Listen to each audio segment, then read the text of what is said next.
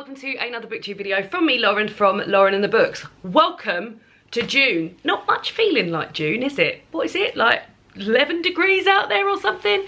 But yeah, welcome to June. And as is always the case on the first of the month, I'm opening the month's videos with the books that I plan to read this month. Now, June is the month of TBR. So we've got today's TBR, which is just a sort of general TBR for the month. I mean, it still includes, yeah, 11 books. But there's also going to be a TBR for the Independent Bookshop Week Cozy Reading Night. I've already filmed that, and I went to the Little Green Bookshop in Herne Bay and picked out my books and had a lovely day. So that'll be a bit later on in the month. And then I'm also going on my honeymoon later on in the month, and there'll be a honeymoon TBR as well. So 3 TBRs in 1 month. I love filming TBRs as well. They're so full of like promise and, oh my God, what's she going to read and all of that sort of thing. So here we are filming the general TBR for the month. So I've got a pile of library books that I'd like to get through. I've got a pile of mid books that I'd like to get through, and I've also got a couple of books for book clubs and stuff like that. So should we just crack straight on? So we'll start with the library books. A couple of paperbacks. First of all, we've got Darling by India Knight. I mean, could this be the most beautiful cover in the world? Could be. It's got lots of beautiful sort of like watercolour flowers on it, and then in amongst those it's got little bits that you don't always notice to start with. So for example, there's a little donkey in there, there's a lipstick in there, there's a bra in there, there's a chick in there, there's a pair of sunglasses. Very, very beautiful. Already lured in by this. India Knight, I've read one other book by her. I read Comfort and Joy, which is a Christmas book. I read that many years ago and I remember quite enjoying it. But let's, oh, and Mutton. I don't know if I've read Mutton or if I just remember hearing about Mutton, but this is sort of coming of age. Marooned in a sprawling farmhouse in Norfolk, teenage Linda Radlett feels herself destined for greater things. She longs for love, but how will she ever find it? She can't even get a signal on her mobile phone. Eventually, Linda does find her way out of the bosom of the deeply eccentric extended family, and she escapes to London. She knows she doesn't want to marry a man who looks like a pudding, as her good and dull sister Louisa has done, and marries the flashy, handsome son of a UKIP peer instead.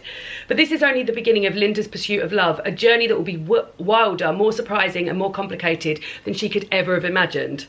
Yeah, I think it sounds fun. Then next up in paperback town is Idle by Louise O'Neill. I was sort of maybe hanging on to this to read. I've still got designs to do a 90s readathon at some point, and I thought that this was more set in the 90s than it is. I think it sort of isn't, so I've now decided to upgrade it to could read this month. It says, for Samantha Miller's young fans, she's everything they want to be. She's an oracle, telling them how to be their best true selves. With 3 million followers and a recent #1 bestseller, Sam is more influential than ever. Determined to bear all to her adoring fans, she's written an essay about her sexual awakening as a teenager with her female best friend Lisa. She's never told a soul, now she's telling the world. The essay goes viral. But then, years since they last spoke, Lisa gets in touch to say that her memory of the night is far darker. It's Sam's words against Lisa, so whose truth is really a lie? I feel like it sounds like an excellent concept, and looking forward to reading that. Then I've got 4 hardbacks. This one I got out from the library before but didn't get around to reading it because it was a 3-week back loan. I don't know if this is, no, a 2-week back loan. This might be a 3-week back loan, so I'm going to have to crack on with it if I really want to. So Eleanor Catton, who is also the author of The Luminaries, this is Birnham Wood, and it says, a landslide, I feel like I've read this out a few times on this channel, so apologies if you've been there for any of those. A landslide has closed the Corraway Pass on New Zealand South Island, cutting off the town of Thorndyke and leaving a sizable farm abandoned. The disaster presents an opportunity for Birnham Wood, a guerrilla gardening collective that plants crops wherever no one will notice, but they hadn't figured on enigmatic American billionaire Robert Lemoine, who also has an interest in the place. Can they trust him? And as their ideals and ideologies are tested, can they trust each other? Yeah. A propulsive literary thriller. It's brilliantly constructed tale of intentions, actions and consequences, and an unflinching examination of the human impulse to ensure our own survival. Sounds great, doesn't it?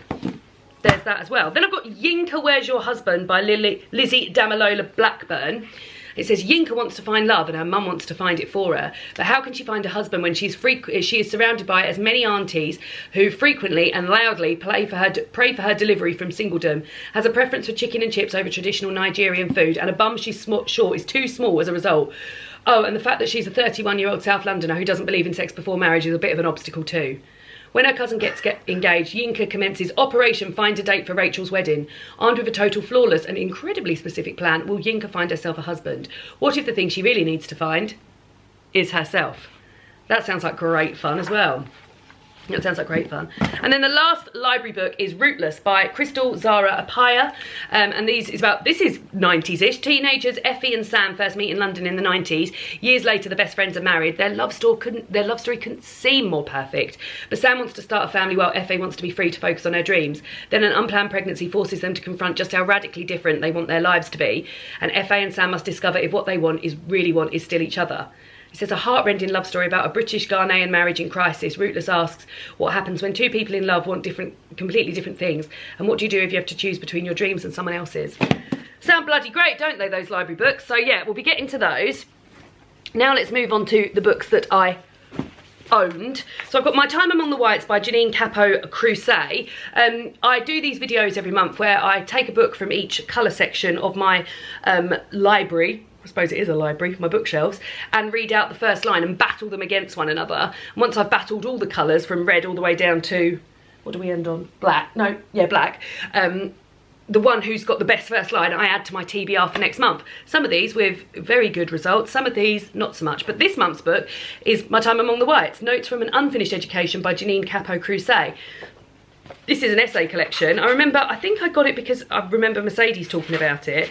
But it's about feeling like a stranger in the country you're born, etc, etc. I think it opens, or one of the early essays is about Disneyland, which also lured me in. But let me read you the first line, the winning first line, what we pack. It was a simple question, but we couldn't find the answer in any of the paperwork the college had sent. How long was my family supposed to stay for first year student orientation? This may seem easy enough to answer now, but this was 1999 and Google wasn't yet a verb, and we were a low-income family, according to my new school, without regular internet access. That was the winning line. So yeah, let's hope that this is a raging success. Then I've got a book that I pre-ordered that arrived in April and I haven't got around to reading it yet, and I really, really want to. This is Preloved by Lauren Bravo. This is a women's contemporary fiction book with a focus on charity shops, and the main character, Gwen, who's in her mid-30s, same as me, it says she's coasting through life and she's perpetually single. Her friends are busy procreating in the suburbs, and her conversation with her parents seem to revolve entirely around the council's wheelie bin timetable. And she's lonely, but then isn't everyone? So there. So she talks about charity shops, is celebratory. I think it sounds really great. I follow Lauren on Instagram, and she always has some amazing sort of like secondhand finds, and is very big one for slow fashion. And yeah, I think this is going to be great. If this wasn't hardback, I'd probably be taking it on my honeymoon, but there is a strict paperback only rule on the honeymoon, so I'm going to read it this month. Next up are book club books, and I'm a member of two book clubs. One that I run with some friends on Facebook, and we chat through Facebook Messenger at the end of the month, and one that I run through Patreon. The book that we're reading for Facebook book club is Malibu Rising by Taylor Jenkins Reid.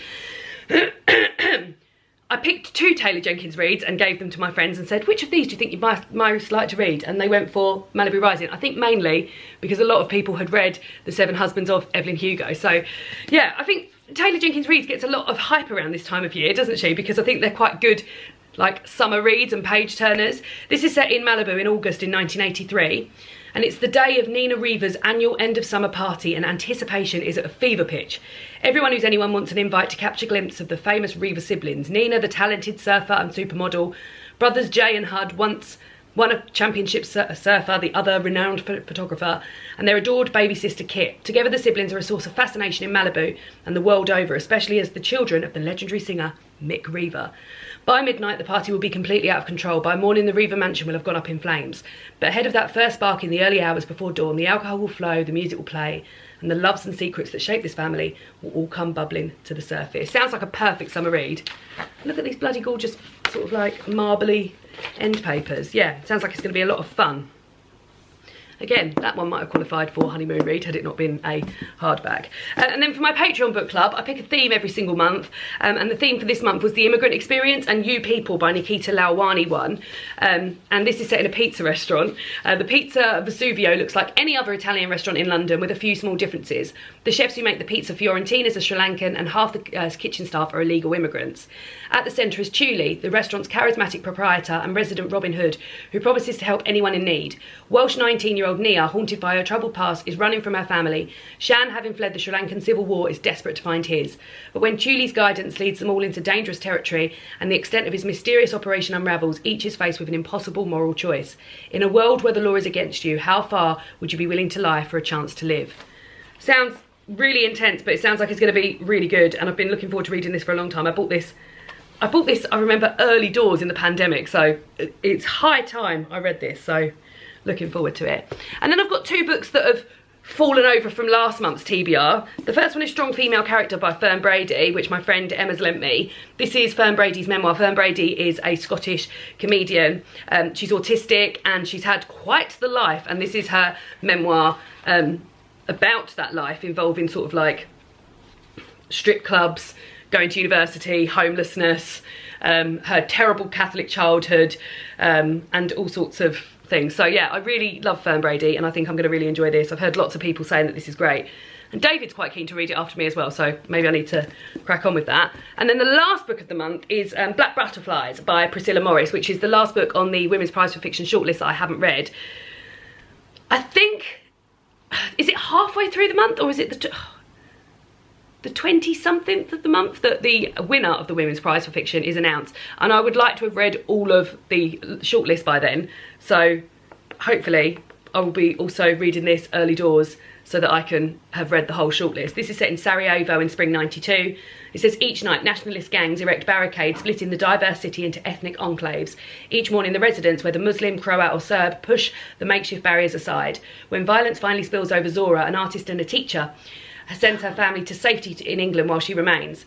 As the city falls under siege, Zora and her friends are forced to rebuild themselves over and over. Theirs is a breathtaking story of disintegration, resilience and hope. So there we go. So that's the first of 3 TBRs that will be happening in June.